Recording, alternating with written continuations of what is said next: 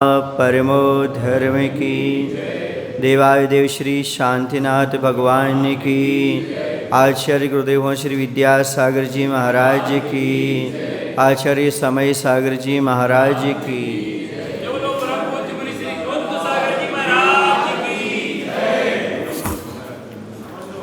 यहाँ पर बहुत अच्छा प्रश्न है। नेत्र वाला होकर के भी अंधा कौन? अर्थात अंधे से भी विशिष्ट अंधा कौन? एक तो वो अंधा होता है जिसकी आँख नहीं होती, एक वो अंधा होता है जिसके पास विवेक की आँख नहीं होती। यहाँ पर उस व्यक्ति की बात नहीं कही जा रही है जो कर्म का मारा है और उसकी नेत्र ज्योति नहीं है, बल्कि उस व्यक्ति की बात कही जा रही है जो विषयों में अंधा है, पाप में लगा हुआ है, आँखों वाला होकर भी जिसके पास विवेक की आँखें नहीं हैं। उसे यहाँ पर अंधों में भी विशिष्ट अंधा कहा गया है। नेत्र वाला होकर भी अंधा, हाँ, आँखें होकर के भी जिससे दिखाई ना दे। क्या दिखाई ना दे? धर्म, कुल, संस्कृति, अपना कल्याण, अपना स्वास्थ्य कुछ दिखाई ना दे, मात्र पंचेंद्र के विषयों में लीन रहे, उसे सबसे बड़ा अंधा कहा गया है। ऐसे अंधे की यहाँ पर बात कही जा रही है। अर्थात सब कुछ देखता जानता हुआ भी अपना हित नहीं कर पा रहा है। आंखें होते हुए भी सामने गड्ढा दिख रहा है, गड्ढे से बच नहीं पा रहा है। ऐसे व्यक्ति को विशिष्ट अंधा कहा गया। और मैं तो ये कहता हूँ, जिसके जीवन का उद्देश्य मात्र धंधा है, धन कमाना ही है, 24 घंटे धंधे में लगा रहता, गोरख धंधे में लगा रहता, धन कमाने में लगा रहता है, तो जिसके जीवन का उद्देश्य मात्र अंधा है, धंधा है, वह आँख वाला होकर भी अंधा है। धर्म तो करता नहीं और कोई विशिष्ट दया परोपकार के कार्य करता नहीं, मात्र पैसे कमाने में लगा हुआ है। जिसके जीवन का उद्देश्य मात्र धंधा पैसा कमाना है, वह आँख वाला होकर भी अंधा मानना। और कहते हैं जो धंधे में लगा रहे लेकिन भगवान का बंदा हो, समझो वो त्रिनेत्रधारी है, नेत्रवान है। क्योंकि वह कम से कम धंधा करते हुए भगवान का बंदा तो बना हुआ है, भगवान की भक्ति तो करता है, अर्चना तो करता है, आराधना तो करता है। समझ लेना वह कुछ नेत्र वाला है। अब आपको लगता होगा कि संसार में जो प्रवचन दिया जा रहा है वो दूसरे पर दिया जा रहा है। तो देखो कौन व्यक्ति है जो पंचेंद्र के विषयों में लगा हुआ है, जरा खोजो। जो विषयों में लगा हुआ है, जो स्त्री में ही सुख मान रहा है, जो भोजन में ही सुख मान रहा है, जो धन कमाने में ही सुख मान रहा है, जो लौकिक कार्यों में ही सुख मान रहा है, जो प्रसिद्धि पाकर के खुश हो रहा है, वह और कोई नहीं है। कई बार लगेगा हम ही हैं जिसमें पड़े हुए हैं और अंधे बने हुए हैं। विषयासक्त है। विषयासक्त का अर्थ ऐसा नहीं है कि वो बिल्कुल पापी हो गया। विषयासक्त का अर्थ है जिससे आत्मकल्याण की सुध नहीं है, जो आत्मकल्याण के बारे में कभी सोचता ही नहीं है, 5 मिनट 10 मिनट भी आत्मा का ध्यान करता नहीं है, कभी आकर के भगवान की भक्ति करता नहीं है, कभी ये सोचता नहीं कि मेरा कल्याण कैसे होगा। ऐसे जीव को यहाँ पर विषयासक्त और अंधा कहा जा रहा है। इतना डूबा हुआ है वह पाप की क्रियाओं में कि ये भूल गया कि मेरा कल्याण किस कार्य में है और किस में नहीं, मुझे क्या कर्तव्य है, क्या कर्तव्य है, इन सब बातों को वह भूल गया। मेरा कर्तव्य क्या होना चाहिए, मैं मनुष्य पर्याय को प्राप्त करके क्या कर रहा हूँ, क्या मात्र पंचेंद्र के विषयों में ही लीन रहूँगा कि या फिर मेरा कुछ कर्तव्य है। ये सारी चीज़ें जो भूल जाता है वह विषयांध कहलाता है। आप लोगों ने संसार दर्शन देखा होगा, एक चित्र बना रहता है, मंदिरों में प्रायः करके, प्राचीन मंदिरों में बना रहता है, उसका नाम लिखा रहता है ऊपर संसार दर्शन। एक बहुत बड़ा वृक्ष होता है और उस वृक्ष के बिल्कुल समीप में एक कुआं रहता है। उस कुएं में 4 सांप और एक 5वां अजगर मुख फाड़े हुए ऊपर की ओर रहते हैं। ऊपर वहाँ पर 2 चूहे रहते हैं डाल को काटने के लिए, एक काला रहता है, दूसरा सफ़ेद रहता है। वहीं मधुमक्खी का छत्ता लगा रहता है जिसमें से एक एक बूंद शहद की टपकती है और डाल को पकड़े हुए एक व्यक्ति लटका रहता है ऐसा ऊपर मुख किए हुए उस बूंद की आस में।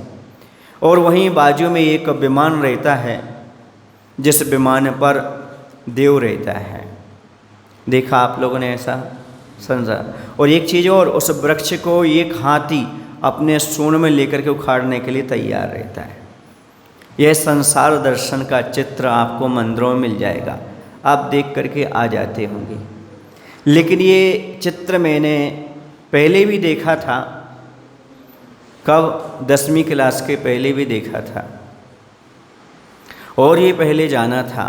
लेकिन जब पटनागंज में आचार्य उगंद का पदार्पण हुआ, मैं सन तो नहीं बता पाऊँगा, उस सन में आचार्य का मैंने पहला प्रवचन मन से सुना था और पूरा सुना था तो इस संसार दर्शन का सुना था।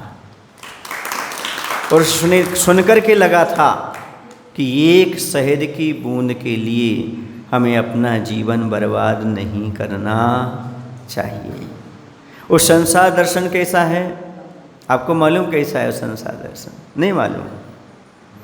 वह दर्शा रहा है मृत्यु रूपी काल हाथी है जो आपकी एक प्रकार से मनुष्य पर्याय है, वो वृक्ष के समान है। और जो नीचे कुआं है वह 5 यानी कुआं संसार है, ऐसा मान करके चलो। और संसार में 4 गतियां हैं, 4 गतियों के साथ साथ एक निगोद भी है। समझ गए? जो निगोद है यह 5 के 5 मुख फाड़े हुए क्या कर रहे हैं? आपका इंतजार कर रहे हैं। 4 गतियां और निगोद। क्यों? क्योंकि आप इस वृक्ष के स्वामी हैं, अभी वृक्ष पर आप लटके हुए हैं। वहाँ पर जो 2 चूहे हैं, सफ़ेद चूहे और काला चूहा, वह शुक्ल पक्ष और कृष्ण पक्ष का प्रतीक है। ये दोनों पक्ष मिलकर के आपकी आयु रूपी डाल को काट रहे हैं। आप जो डाल को पकड़े लटके हुए हो ना, ऊपर वो क्या है? मधुमक्खी का छत्ता, एक बूंद और, एक बूंद और। देवता कह रहा है भाई मैं तुम्हें बचा सकता हूँ, हमारे विमान में आ जाओ, तुम बच सकते हो। लेकिन वह सुन ही नहीं रहा एक बूंद के चक्कर में। वो कहता आ जाओ, एक बूंद और, एक बूंद और। वो क्या है एक बूंद और बहुत सारी मधुमक्खियाँ उसको काट भी रही हैं। यानी घर परिवार में रहते हुए मधुमक्खी रूपी विपत्ति इसको परेशान करती रहती है। पर ये सोचता है अभी घर नहीं छोड़ूंगा, अभी पहले मैं इसकी शादी कर लूँ, शादी होने के बाद उसका घर बसा दूँ, उसका ऐसा कर दूँ। एक बूंद और, एक बूंद और, एक बूंद और करते करते डाल टूट जाती है, देवता चला जाता है, ये जाकर के दुर्गति का पात्र बन जाता है। समझ आ रहा? और जो व्यक्ति उस देवता की बात मान ले सो उसमें आकर के विमान में बैठ करके निकल आए। समझ गए ना? वहाँ पर देवता का अर्थ है गुरु। गुरु तुम्हारे नगर में आए और कह रहे बेटा इस मधुमक्खी के छत्ते से दूर आ जाओ, एक बूंद और कब तक करते रहो, आज नहीं कल कब तक करते रहोगे, आ जाओ, मैं तुम्हें इससे मुक्त करना चाहता हूँ। पर ये सुनना ही नहीं चाहता। ये तो क्या कह रहा है? एक बूंद और, एक बूंद और। महाराज जी अभी शादी हुई है, बच्चे हो जाए फिर देखेंगे। एक बूंद और, बच्चे हो गए, थोड़े बच्चे बड़े हो जाएं, एक बूंद और। बच्चों की शादी हो जाए, एक बूंद और। विपत्तियाँ भी झेल रहा है, लेकिन एक बूंद में लगा हुआ है। बच्चों की शादी भी हो गई, अब नाती का मुख और देख लें, एक बूंद और। महाराज कहते भैया हम तो थक गए तुम्हें समझाते समझाते, हम तो जा रहे हैं, तुम एक एक बूंद में कब तक लगे रहोगे? मधुमक्खियाँ तुम्हें काट रही हैं, तुम परेशान हो रहे हो, समझ पा नहीं रहे हो, एक एक बूंद के चक्कर में तुम सब कुछ जीवन नष्ट कर रहे हो। ऐसा वह कहता हुआ क्या करता है? चला जाता है। कौन? गुरु महाराज चले जाते हैं। वह समय आने पर डाली कटती है और जाकर के वहाँ किसी न किसी एक सर्प का, एक गति का काल बन जाता है, उसमें फिर दुख उठाना पड़ता है। ये है अंधे व्यक्ति की बात। इसे अंधा नहीं कहते, इसे अंधे से भी ज़्यादा अंधा कहते, विशिष्ट अंधा कहते हैं। सब कुछ देख रहा है, जान रहा है, गुरु संबोधन भी कर रहे हैं, फिर भी यह निकलने तैयार नहीं। सुन रहे ना? अंधे होना अलग और जानबूझकर अंधे होना अलग है। देखो महाभारत में दो पात्र थे, एक धृतराष्ट्र था, दूसरी गंधारी थी। अंधा कौन था? धृतराष्ट्र। गंधारी पट्टी बांधी थी। आप कौन हो? धृतराष्ट्र हो कि गंधारी हो? धृतराष्ट्र हो तो फिर भी हम कुछ नहीं कह सकते, दया के पात्र हो। यदि गंधारी हो तो तुम पुरुषार्थहीन हो, नेत्र होकर भी नहीं देखना चाहते हो। मैं चाहता हूँ गंधारी मत बनो, आँखों की पट्टी खोलने का प्रयास करो, संसार को देखने का प्रयास करो और अपना आत्म कल्याण करो। कब तक आप पट्टी बांध करके सब कुछ देखते रहोगे, सब कुछ सहन करते रहे तो सब कुछ सुनते रहोगे और देखते हुए भी नहीं देख पाओगे। क्यों? क्योंकि वो नहीं देख पा रहे, इसलिए मैं भी नहीं देख पा रही हूँ। मैंने संसार में कोई कल्याण नहीं कर रहा तो मैं भी कल्याण करने वाला नहीं हूँ। वो कल्याण करे तो मैं कल्याण करूँ। दूसरे की प्रतीक्षा मत करो। अपना कल्याण करने के लिए दूसरे की जरूरत नहीं है। आचार्य के अनुसार अंतर मुहूर्त में कल्याण हो जाता है, केवल ज्ञान हो जाता है। इतने में तो अंतर मुहूर्त में कल्याण हो रहा है, मुहूर्त कब तक खोजते रहोगे? मुहूर्त में मत पड़ो, अंतर मुहूर्त में केवल ज्ञान प्राप्त करने की क्षमता तुम्हारे अंदर है। जब आपको लगे उस समय आपको आत्म कल्याण में प्रवृत्त हो जाना चाहिए। ज़्यादा मुहूर्त के चक्कर में नहीं पड़ना चाहिए। घर में जाने के लिए मुहूर्त खोजना पड़ता है, लेकिन घर से बाहर निकलने के लिए मुहूर्त नहीं खोजना पड़ता है। समझ रहे ना? क्या नाम तुम्हारा? राकेश। सुन लेना, घर में जाने के लिए मुहूर्त की ज़रूरत पड़ती है, घर छोड़ना हो तो आ जाना, मुहूर्त की ज़रूरत नहीं है। जब देखो तब आपके लिए मुहूर्त सो मुहूर्त।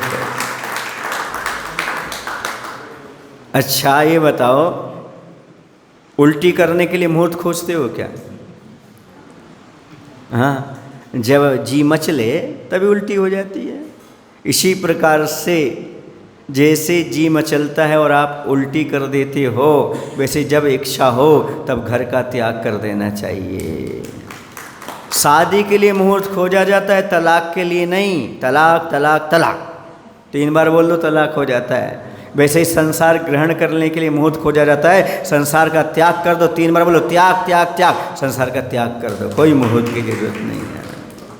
क्या हो गया?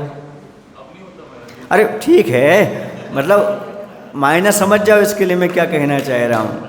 मुहूर्त नहीं खोजते उसके लिए, हाँ, इतना ही समझना पर्याप्त है। मुहूर्त नहीं खोजते हो, इतना पर्याप्त है। आपने मुहूर्त नहीं खोजा और तलाक दे दिया, ठीक है ना? इसी प्रकार से जब आपके मन में आए तब आप सब कुछ त्याग कर दिया करो। लिखा हुआ है, आचार्य भगवंत ने किसी गाथा की हिंदी अनुवाद करते हुए लिखा है, न भूत की स्मृति अनागत की अपेक्षा, भोगोपभोग मिलने पर भी उपेक्षा, ज्ञानी जिन्हें विषय विष दिखते हैं, वैराग्य पाठ उनसे हम सीखते हैं। क्या कह रहे हैं? वैराग कौन सिखाएगा आपके लिए? न भूत की स्मृति, भूत में क्या हुआ उसको याद नहीं करते। अनागत की अपेक्षा, अनागत में कुछ हमें प्राप्त हो जाए भविष्य में, वो भी नहीं। भोग मिलने पर भी, भोग मिल रहे पर उसकी उपेक्षा कर देते हैं। ज्ञानी उन्हीं को ज्ञानी कहते हैं जिन्हें विषय दिखते हैं। संसार के पंचेंद्रिय विषय जिन्हें विष के समान दिखने लगें, उनसे वैराग्य पाठ हम सीखते हैं। वही हमें वैराग्य पाठ सिखा सकते हैं, जिन्हें पंचेंद्रिय के विषय विष के समान दिखाई देने लगें। ये पंचेंद्रिय के विषय किसके समान हैं? विष के समान है। चाहे ये नेत्र इंद्रिय का विषय हो, चाहे स्पर्शन इंद्रिय का विषय हो, चाहे रसना का हो, चाहे घ्राण का हो, चाहे कर्ण का हो, कोई भी इंद्रिय का विषय है, ये विष के समान प्रतीत होने लगे और ये छूट जाए तो समझो काम हो जाए। समझ आ रहा है? और जिस व्यक्ति को भी आनंद आ रहा है उसमें, उसी का कहेंगे। देखो, एक थाली किसी ने परोस के आपके सामने रखी है ना, और आप उस भोजन कर रहे हो, आपको नहीं पता कि इसमें जहर मिला है और आपने कर लिया थोड़ा बहुत। अब कोई आकर बताता है भैया इसमें तो जहर मिला है, आप क्या करोगे? और खाते जाओगे? खा तो रहे हो ही। मैं कह रहा हूँ ना, ये संसार की थाली विषयों की है, ये जहर के समान है, कहाँ छूट रहा है? समझ रहे ना? देखो, समझदार व्यक्ति क्या करेगा, यदि भोजन कर रहा है, कोई बता दे कि इस थाली में जहर मिला हुआ है, समझ गए ना, तो क्या करेगा? तत्काल भोजन छोड़ देगा और नमक का पानी पिएगा। क्यों? ताकि उल्टी हो जाए, जो अंदर चला गया वो भी बाहर आ जाए। समझ गए? इसी प्रकार से जो व्यक्ति ये समझता है संसार विषय की थाली में विष मिला हुआ है, वो तत्काल ग्रस्त होते हुए भी उसको छोड़ देता है और 6 आवश्यक रूपी नमक का पानी पीने लगता है, ताकि उल्टी हो जाए और मैं आगे चल करके स्वस्थ हो जाऊं। दूसरा प्रश्न आपके सामने, कोई व्यक्ति भोजन कर रहा है, उसे मालूम पड़ जाए थाली में जहर है, तो कौन ऐसा व्यक्ति होगा जो फिर भी भोजन करता रहेगा? हैं? मालूम पड़ने के बाद भी कौन व्यक्ति खाता रहेगा भोजन? 3 व्यक्ति करते रहेंगे। एक पागल, एक बालक, अबोध बालक जिसे जहर का परिचय नहीं, और तीसरा जिसे सुसाइड करना हो। समझ आ रहा है ना?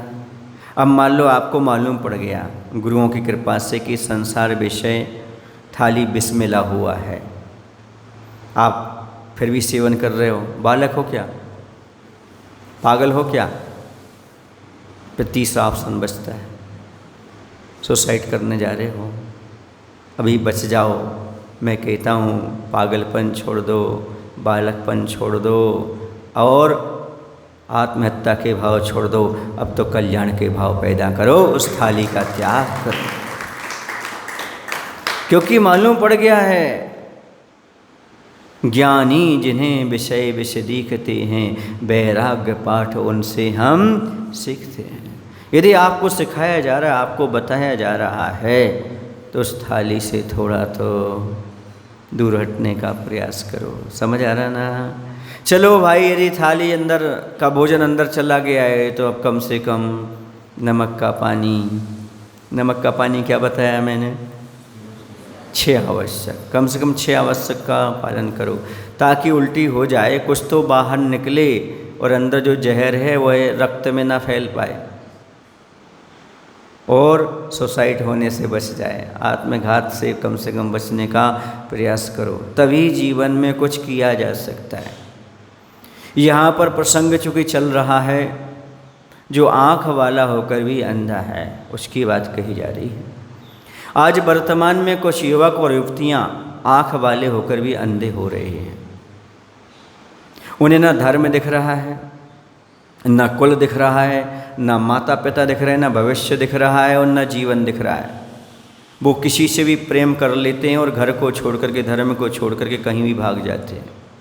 समझना, ऐसे व्यक्ति अंधे से भी अंधे, आँख वाले होकर के भी वो अपनी भलाई नहीं देख पा रहे, अपने माता पिता के उपकारों को नहीं देख पा रहे, वो धर्म के महत्व को नहीं समझ पा रहे। समझना, ये ही सबसे बड़े अंधे हैं, बाकी कोई अंधा नहीं है। यही अंधे हैं, ये अंधकार में जी रहे हैं। अपने माता पिता की इज्जत दिखाई नहीं दे रही इनके लिए, इन्हें कुल दिखाई नहीं दे रहा। अरे देवता भी जिसे तरसते हैं, ऐसा बड़ी मुश्किल से जैन धर्म मिला है। और जिन धर्म में इनको नहीं दिख रहा है। कहीं पापियों के यहाँ, कहीं हिंसा वालों के यहाँ, कहीं मांस खाने वालों के यहाँ ऐसे भाग जाते हैं माता पिता को छोड़ करके, जैसे इन्हें स्वर्ग मिल रहा हो। यही तो अंधे हैं, इन्हीं को अंधा कहा है और किसी को अंधा नहीं कहा। यही अंधे हैं, इन्हें अंधा मान करके चलो, फिर बाद में पछताते हैं। समझ आ रहा है? बाद में पछताते हैं। फिर हमें वो बातें याद आ जाती है इन युवक और युवतियों को देख करके। ये बात याद आ जाती है जब ये भाग जाते घर छोड़ करके, वहाँ परेशान होते हैं, फिर लौट करके आ सकते नहीं, कितने दुखी होते हैं, वो उनकी बात कहते हैं। एक व्यक्ति था, वह कहीं एक रास्ते से चला जा रहा था, वहाँ पर एक बोर्ड लगा हुआ था। उस बोर्ड पर लिखा था, आगे खतरा है, सावधान, आगे गाड़ी ले जाना मना है।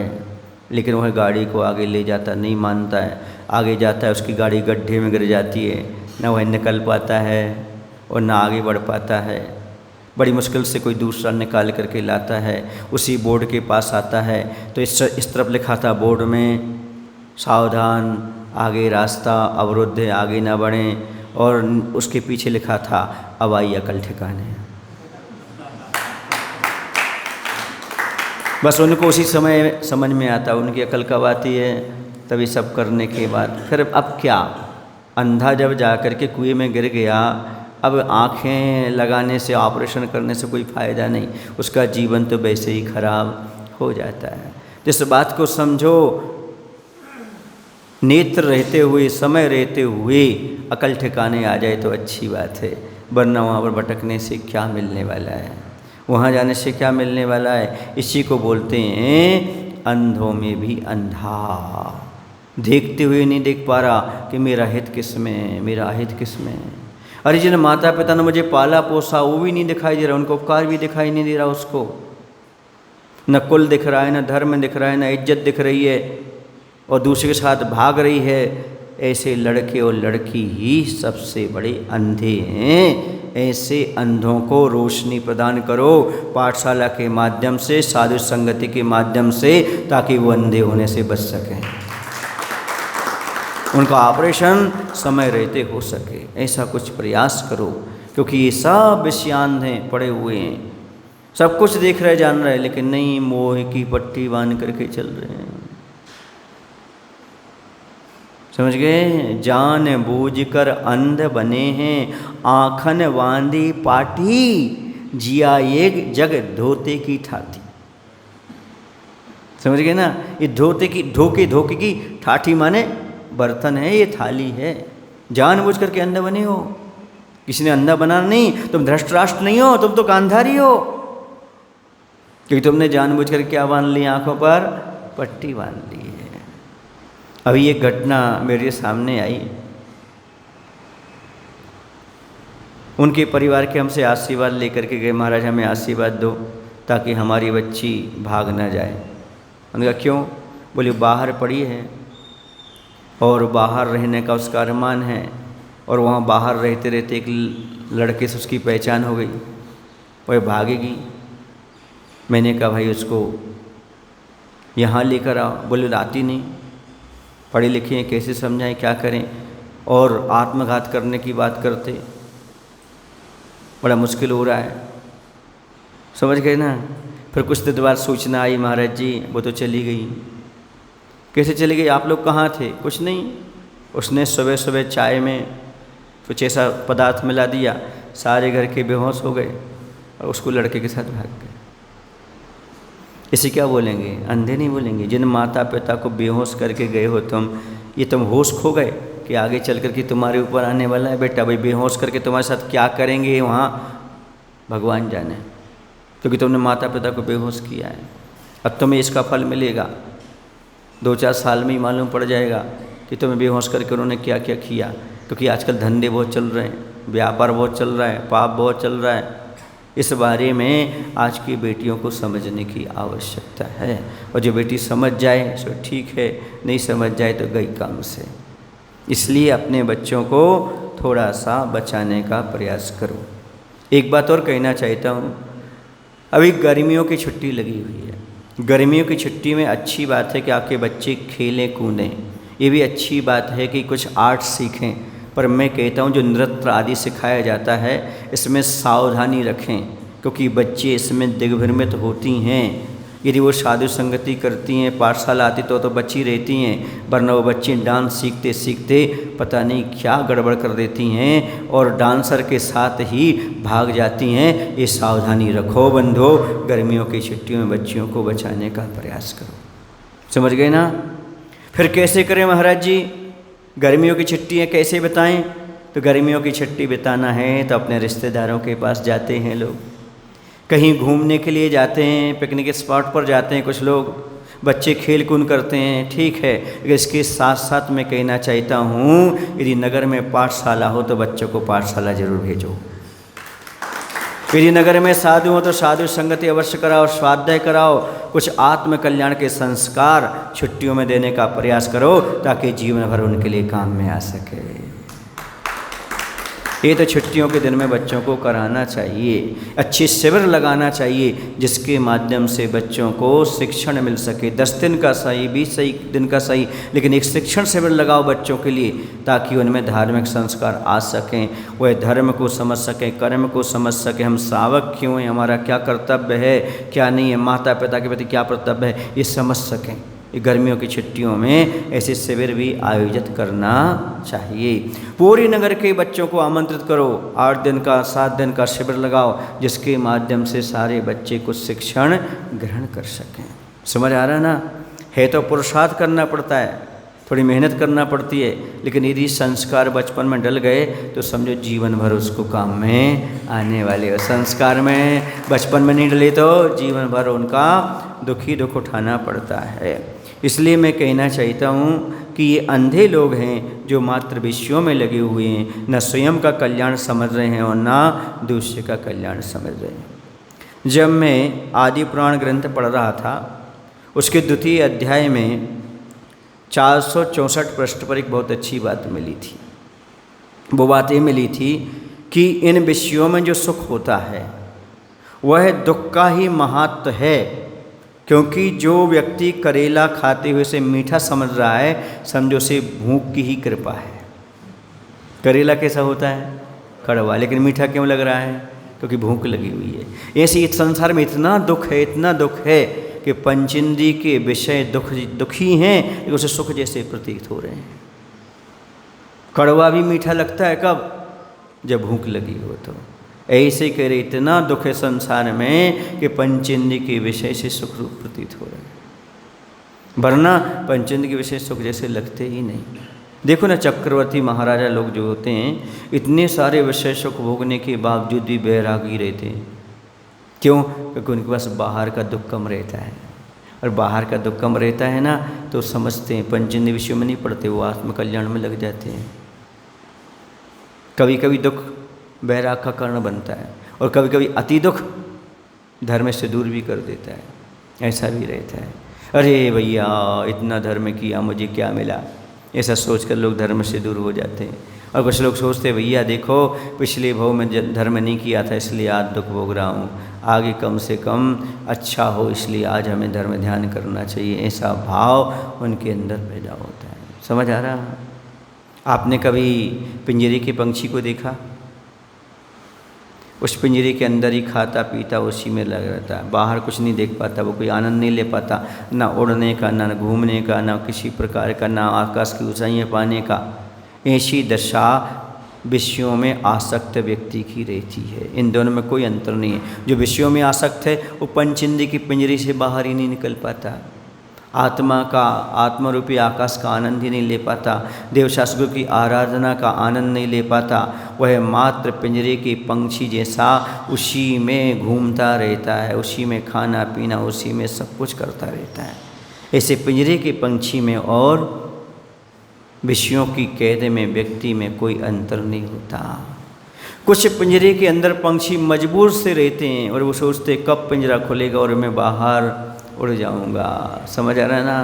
कुछ लोग ऐसा सोचते हैं मैं भी घर गृहस्थी में रह रहा हूँ, मैं कब पिंजरा खुला और बाहर निकल जाऊँ। पिंजरे के पंछी रे तेरा दर्द न जाने को। बाहर से तू खामोश दिखे और भीतर भीतर रोए रे, पिंजरे के पंछी रे तेरा दर्द न जाने को।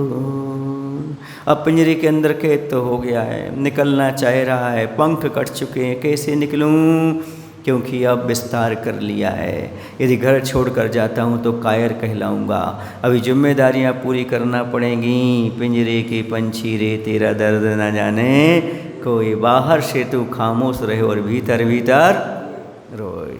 यदि वास्तव में वह स्वाध्याय करता है, जानता है, तो विचार करता है, एक बार तो सोचता है मैं ऐसे कैसे फंस गया। सम्यक दृष्टि जीव के अंदर विचार आता है, अब मैं इस संसार के पिंजरे को कब तोड़ूंगा, इस संसार से कब बाहर निकलूंगा। सम्यक दृष्टि और मिथ्या दृष्टि में ये अंतर है। मिथ्या दृष्टि रच पच करके रहता है संसार में, अच्छा मानता है संसार को, और सम्यक दृष्टि संसार में रहते हुए, सब अच्छा चलते हुए भी ये सोचता है कब मैं इससे बाहर निकलूंगा। ये तो सब कर्म बंधन का कारण है। बुंदेलखंड में बता दूं आपको, सम्यक दृष्टि किसे कहेंगे, मिथ्या दृष्टि किसे कहेंगे, जिसने संसार बसा लिया। सुने ना, संसार बसा लिया, फिर भी उसे संसार पुसा रहा है।